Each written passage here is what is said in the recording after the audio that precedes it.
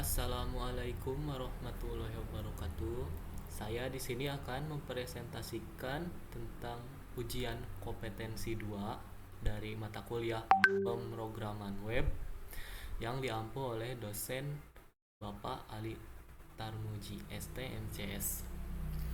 Perkenalkan, nama saya Muhammad Ilham Fauzan dengan NIM 21000 18463. Lalu yang pertama saya akan mempresentasikan dari tugas mata kuliah pemrograman web dari tugas 8 sampai dengan 12.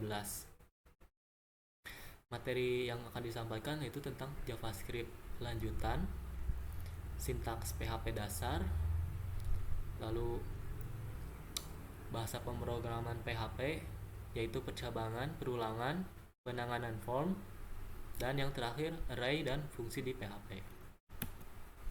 Yang pertama yaitu tugas 8, JavaScript, validasi data dan validasi data pada JavaScript. Validasi JavaScript.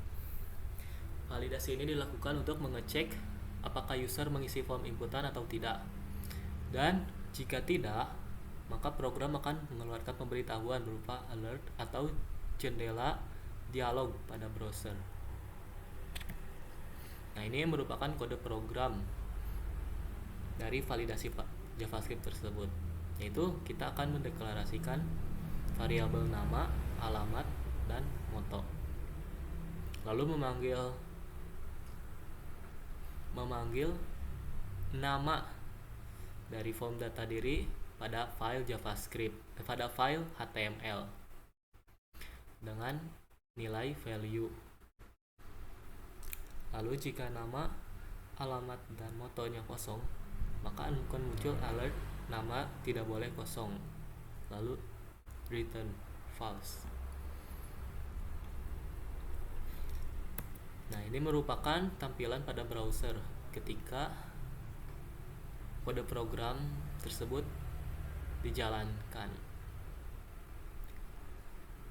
Nanti user akan dimintai nama, alamat, hobi, jenis kelamin, dan moto hidup. Nah, yang divalidasi adalah 3 ini, moto hidup, nama, dan alamat. Jadi jika tidak salah satu dari ini tidak diisi, maka akan muncul alert nama tidak boleh kosong. Selanjutnya PHP dasar. Sintaks pada PHP dasar. Sintaks pada PHP merupakan aturan penulisan agar kode program dapat dimengerti oleh compiler. Ini merupakan contoh kode programnya. Jadi sintaks pada PHP itu semisalkan kita menggunakan kurung siku tanda tanya PHP, lalu ditutup lagi dengan tanda tanya dan kurung siku tutup. Nah, jadi nanti kode PHP-nya akan dibaca oleh browser, jadi kode PHP tersebut akan dapat dibaca oleh browser tersebut.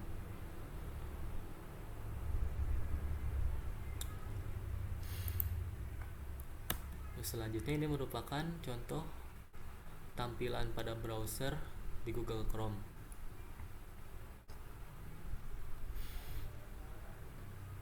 Nah, untuk kode yang kedua, ini merupakan suatu boolean. Jadi akan menghasilkan nilai output 1 atau 0. Jika nilai output 1 berarti itu true, dan jika kosong atau 0 berarti itu false.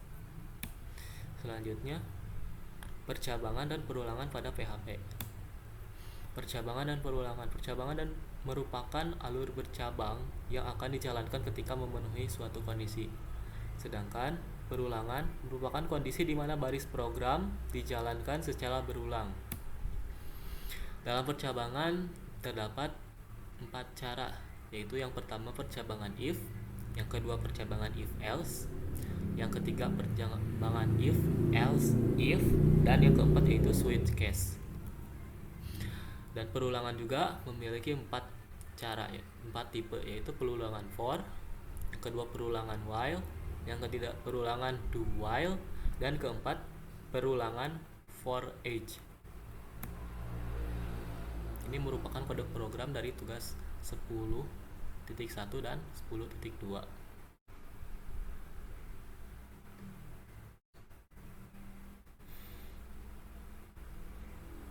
Nah, ini merupakan kode if else. Yang 10.1 itu merupakan kode if else. Jika if lalu mengambil nilai dari post, memeriksa nilai dari box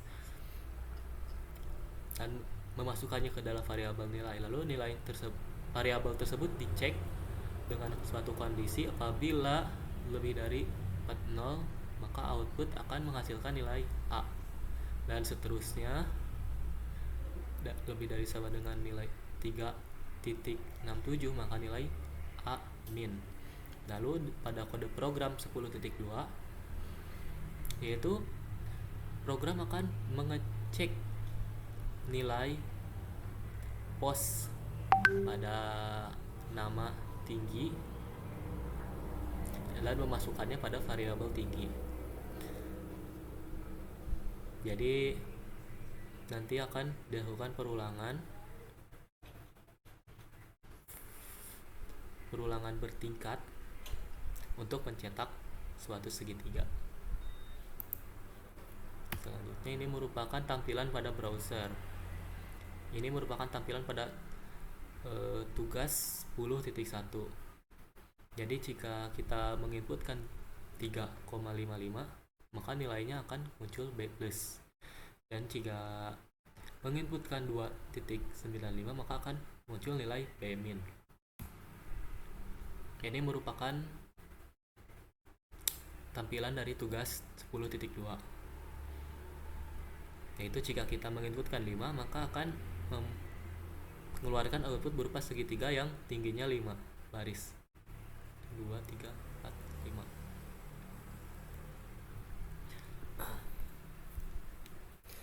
Lalu yang ke-11 merupakan PHP dasar. Penanganan form. Penambangan form pada PHP dasar merupakan sintaks pada HTML yang digunakan untuk menampung elemen yang berkaitan dengan form. Jadi form itu sebenarnya sintaks pada HTML-nya. Lalu nanti akan dipanggil pada PHP dengan menggunakan metode post. Lalu nilai-nilai tersebut atau value-nya dimasukkan ke dalam variabel sesuai namanya. Variabel nama dengan nilai value dari inputan user nama tersebut. Seterusnya lalu akan dilakukan pengecekan atau validasi. Jika variabel nama kosong, maka akan muncul tulisan nama tidak boleh kosong. Seterusnya jika name kosong, maka akan muncul tulisan name tidak boleh kosong, dan seterusnya. Yang kedua, ini sama saja, tapi ini digunakan untuk mengeluarkan output. Jadi jika user telah mengisikan nama, maka akan mengeluarkan output dengan tulisan terima kasih telah mengisi formulir. Lalu outputnya akan sesuai dari nama yang user inputkan. Ini merupakan tampilan pada browser. User akan diminta menginputkan nama, name, alamat, jurusan, jenis kelamin, dan semester. Jika telah disubmit, maka akan muncul output seperti yang di kanan tersebut. Yang terakhir itu tugas 12, itu tentang array dan fungsi di PHP. Array dan fungsi. Array adalah tipe data yang memungkinkan untuk menyimpan sejumlah data yang bertipe sama, dan fungsi atau function adalah kode program yang dirancang untuk menyelesaikan tugas tertentu. Nah, ini merupakan contoh array. Jadi kita mendeklarasikan array dengan variabel warna, yaitu isinya merah, kuning, hijau, biru, hitam. Dan kita dapat menampilkan lagi dengan for each.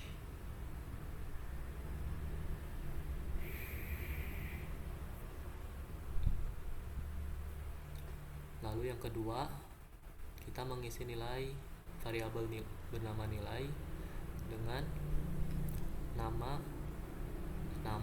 Andi dan value-nya 90. Seterusnya body, value-nya 55, dan Selanjutnya mencetak struktur array. Mencetak struktur array kita bahas untuk mencetak struktur array kita dapat menggunakan fungsi printr. Nah, fungsi printr ini hampir sama dengan echo tapi ini dikhususkan untuk mencetak array. Lalu selanjutnya mengurutkan array dengan short dan air short. Mengurutkan array dengan short yaitu dapat dituliskan dengan fungsi sort warna. Nah, sort ini digunakan untuk mengurutkan array dari nilai terkecil hingga nilai terbesar, dan short itu sebaliknya dari nilai terbesar menjadi terkecil. Selanjutnya menggunakan a short dan r short. Ini hampir sama dengan short, tapi di sini mengurutkannya menggunakan nilai dari variabel itu sendiri. Lalu menggunakan case short dan char short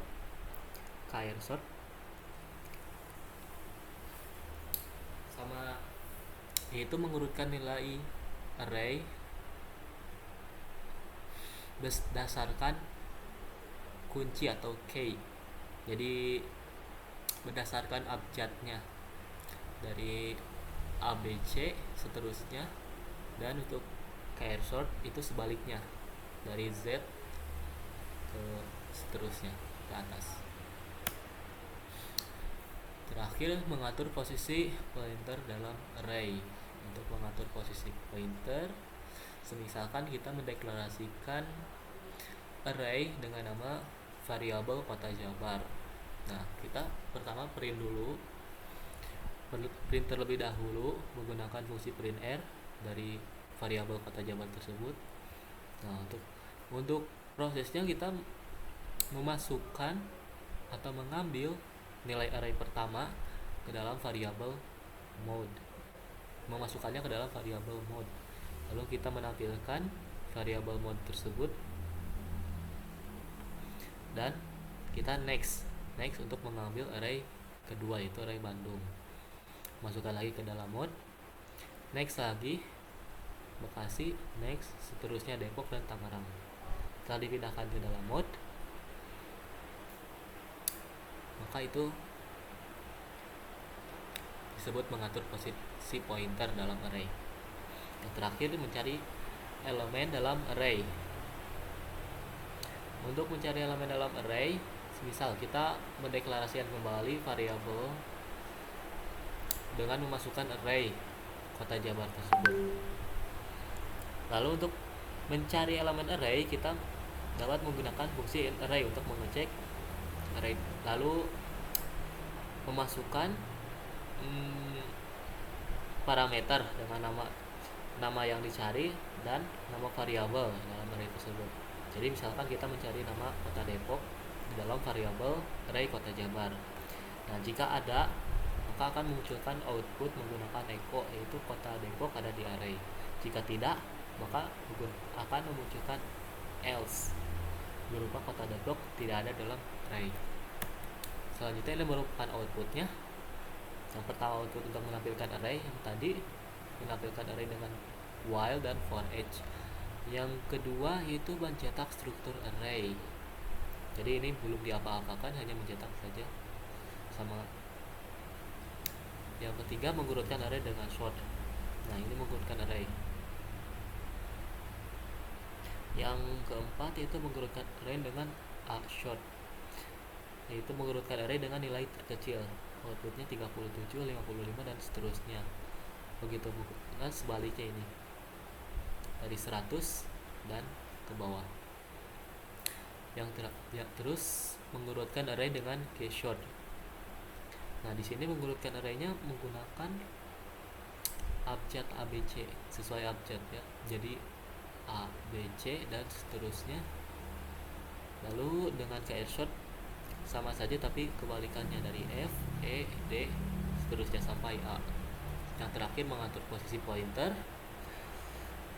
Nah, ini tadi kita menampilkan array dengan printr lalu menampilkan array yang telah dimasukkan ke dalam pointer mode.